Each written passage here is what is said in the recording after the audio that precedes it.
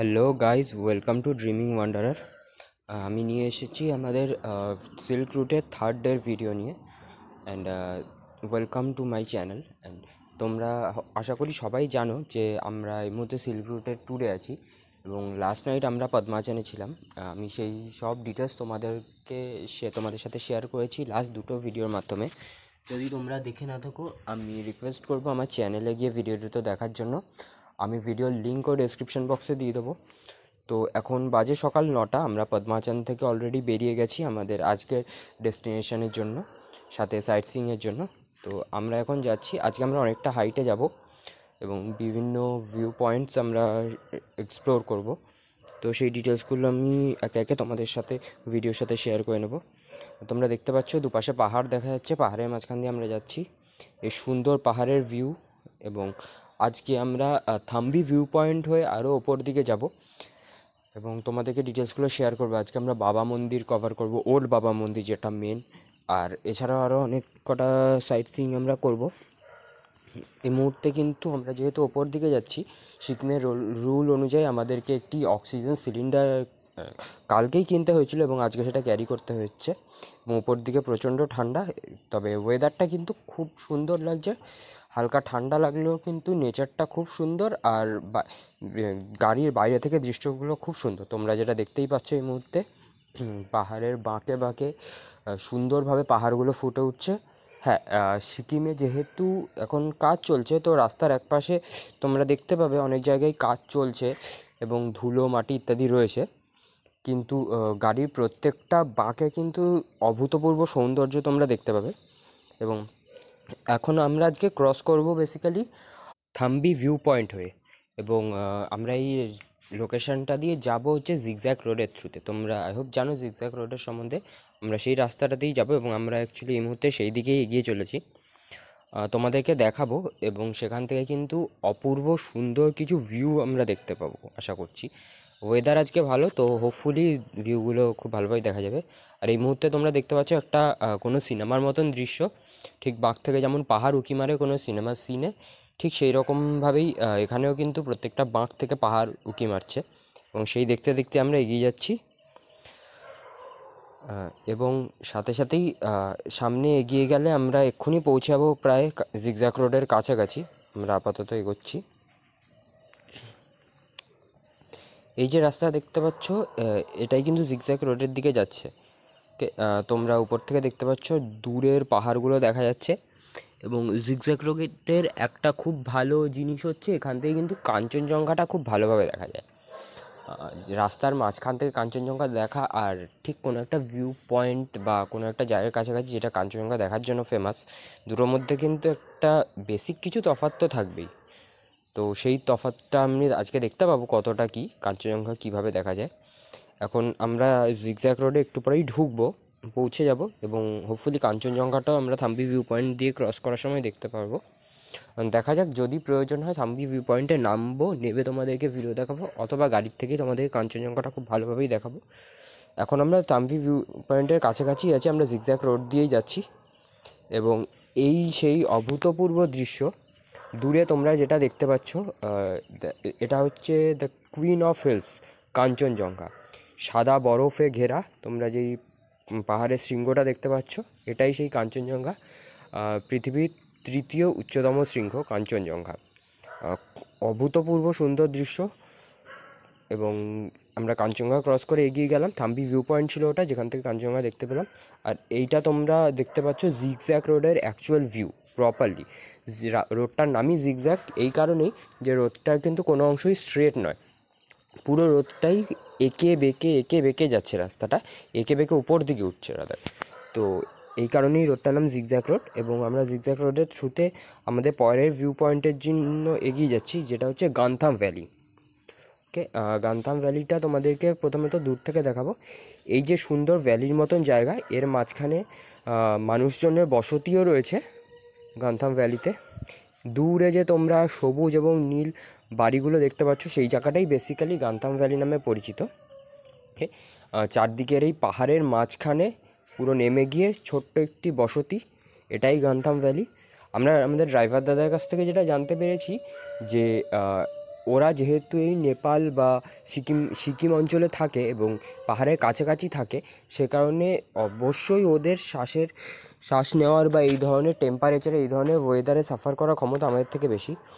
ওদেরও এই রাস্তায় নামলে 1.5 থেকে 2 ঘন্টা টাইম লাগে উঠতে শ্বাসকষ্টের জন্য। তো বুঝতেই পারছো, সাধারণ শহর থেকে যাওয়া আমাদের পক্ষে ওখানে নামাটা তো কোনোভাবেই পসিবল নয়। বাট জায়গাটা কিন্তু অত্যন্ত সুন্দর। আমরা এখন গান্ধাম ভ্যালিতে দাঁড়িয়েছি এবং সেখান থেকে তোমাদেরকে চারদিকের ভিউটা ভালোভাবে দেখাবো। এই সেই রাস্তা যেটা তোমরা দেখতে পাচ্ছ, এইদিকে আমরা এগিয়ে যাব, আরও অনেকটাই উঁচু অবধি আমরা যাব। এবং এই হচ্ছে সেই ফেমাস গান্ধাম ভ্যালি। এখানে কিন্তু প্রচণ্ড পরিমাণে হাওয়া দিচ্ছে এবং এখান থেকেও একটা খুব সুন্দর ভিউ তোমাদেরকে আমরা দেখাবো। প্রথমত সামনে যেই সাদা সাদা স্পটগুলো দেখতে পাচ্ছ, সেগুলো কিন্তু বরফ। হ্যাঁ, এক্স্যাক্টলি, ওগুলো স্নো, মানে কোনো জলজ জায়গা যেটা অলরেডি জমে বরফ হয়ে আছে। এবং এই হচ্ছে হালকা সবুজ এবং হালকা কালারের পাহাড়। এখানে বরফ নেই সেই অর্থে, কিন্তু পাহাড়গুলো কিন্তু অসাধারণ সুন্দর ভ্যালি দেখা যাচ্ছে। এবং গান্ধাম ভ্যালি থেকে তোমরা দূরে যদি লক্ষ্য করো, পেছনে দূরে সাদা অংশ, এই হচ্ছে আমার ফ্যামিলি, প্রথমত তোমাদেরকে বলে রাখি। এবং সেই দূরে যে সাদা শৃঙ্গগুলো তোমরা দেখতে পাচ্ছ, সেটা কিন্তু কাঞ্চনজঙ্ঘা। হ্যাঁ ফ্রেন্ডস, এখান থেকে কিন্তু ডাইরেক্টলি কাঞ্চনজঙ্ঘাটা দেখা যায়। তো বেসিক্যালি এখানে যারা বসবাস করে লোকজন, জানি না তারা এই ওয়েদারে কী করে থাকে, বা তারা কিন্তু রেগুলার বেসিসেই কাঞ্চনজঙ্ঘাটা দেখতেই পায়। এবং শীঘ্রই আমরা এখান থেকে বেরিয়ে যাব এবং আমাদের নেক্সট ডেস্টিনেশনের দিকে যাব, যেটা হচ্ছে কুপুক লেক। এবং আমরা অলরেডি পৌঁছে গেছি সেখানে। এই হচ্ছে কুপুক লেক। এখানে বেসিক্যালি পাশাপাশি 2টো লেক রয়েছে। প্রচণ্ড ঠান্ডা জায়গা, 14,000-এর ওপরে এখানকার হাইট। এটা আর্মির কন্ট্রোলে পড়ে, এই প্রত্যেকটা জায়গায় আর্মি ক্যাম্পস রয়েছে এবং তারাই জায়গাটা ম্যানেজ করে। এবং সত্যি কথা বলতে দাঁড়ানোর মতনও অবস্থা খুব একটা নেই, এতটাই আমরা কাঁপছি। এই একটি লেক, এটিতে তোমরা পরিষ্কার জল দেখতে পাচ্ছ। তো কিন্তু এই যে পাশে আরও একটি লেক রয়েছে, এটা কিন্তু পুরোপুরি বরফে জমে রয়েছে। আমরা যেটা জানতে পেরেছি এখানে, যে এর নিচে মাছও থাকে, মানে এমন নয় যে লেকটা খালি, লেকে মাছ রয়েছে, কিন্তু তা সত্ত্বেও তার উপরে এই মুহূর্তে বরফের স্তর পড়ে আছে এবং নিচে জীবিত মাছগুলো রয়েছে। তো এই রকম একটা ওয়েদারে প্রচণ্ড ঠান্ডা, দাঁড়ানো যাচ্ছে না, তার সাথে প্রচণ্ড হাওয়া দিচ্ছে। নর্মালি কী হয়, ঠান্ডায় তাও মানুষ সহ্য করতে পারে, কিন্তু যখন ঠান্ডার উপরে এইভাবে হাওয়া দেয় প্রচণ্ড পরিমাণে, তখন কিন্তু ঠান্ডাটা আরও বেশি জাঁকিয়ে লাগে। এবং যেই অবস্থাটা এই মুহূর্তে আমাদের সবারই, শুধু আমরা নই, আমরা ছাড়াও আরও যেই সব পর্যটকরা এই মুহূর্তে অঞ্চলে দাঁড়িয়ে আছে তারাও। এবং সে কারণেই আমরা তাড়াতাড়ি করে ওখান থেকে বেরিয়ে গেলাম। আমরা এই মুহূর্তে নিচের দিকে নামছি, এটাই আমাদের হাইয়েস্ট ভিউ পয়েন্ট ছিল। আরও একটি ভিউ পয়েন্ট আমাদের রয়েছে, যেটা আমরা সেই মুহূর্তে যাইনি, কারণ যত উঁচুতে যাব কুয়াশাটা তত তাড়াতাড়ি যদি ঘিরে নেয়, তাহলে এই ধরনের অঞ্চল আমরা সেভাবে দেখতেও পারবো না। প্লাস ঠান্ডাটা যত বেলা বাড়বে, ঠান্ডাটা বাড়তে থাকলে ওখানে যাওয়াটা আরও দুষ্কর হয়ে যাবে। তো সে কারণেই আমরা ওই অঞ্চলগুলো আগে কভার করে উঠলাম এবং আমরা এখন নিচের দিকে নামছি। এই মুহূর্তে আমরা যাব যেখানে, সেটা হচ্ছে ওল্ড বাবা মন্দির। আমরা পৌঁছে গেছি। এটা বেসিক্যালি বাবা হরভজন সিংয়ের মন্দির। এখানেই বাবা হরভজন সিং চায়নার আর্মিকে থামিয়েছিলেন ইন্দো চায়না ওয়ারের টাইমে, তোমরা হয়তো জানো। বাবা হরভজন সিং বেসিক্যালি একজন আর্মির ব্যক্তিত্ব এবং ইন্দো চায়না ওয়ারের টাইমে চায়না যখন ইন্ডিয়ায় ঢুকে পড়েছিল এবং এত দূর অবধি চলে এসেছিলো, এই জায়গায় পরে কিন্তু বাবা হরভজন সিং তাদেরকে এগোতে দেয়নি। এবং আমরা এখন সিঁড়ি দিয়ে ওপরে উঠছি। ওপরে গিয়ে আমরা এক্স্যাক্ট সেই জায়গাটায় পৌঁছবো যেখানে বাবা হরভজন সিং জীবিত অবস্থায় থাকতেন। এখানে যখন তার পোস্টিং ছিল, তখন যেখানে তিনি থাকতেন, সেই জায়গাটা আমরা যাচ্ছি। ভেতরে এই মুহূর্তে যতদূর আমি শুনেছি, তার ব্যবহারের প্রত্যেকটা জিনিসই রাখা আছে একটা এক্সিবিশনের মতন করি। এবং এই মন্দিরটা আর্মি মেনটেন করে এবং বাবা হরভজন সিংয়ের বাবাজির পুজো হয় এখানে রেগুলার বেসিসে।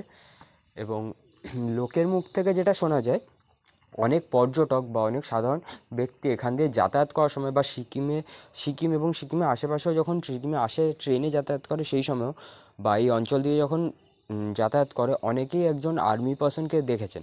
এটা বেসিক্যালি আর্মির এরিয়া, আর্মি পার্সনকে দেখাই যায়, বাট অনেকে একজন স্পেসিফিক আর্মি পার্সনের সঙ্গে দেখা হয়েছে এবং তার সঙ্গে র্যান্ডাম কথাবার্তাও হয়েছে এবং পরে বাবার ছবি দেখে, বাবাজির ছবি দেখে তারা রেকগনাইজ করেছে যে এই লোকটির সাথেই তাদের কিন্তু কথা হয়েছে।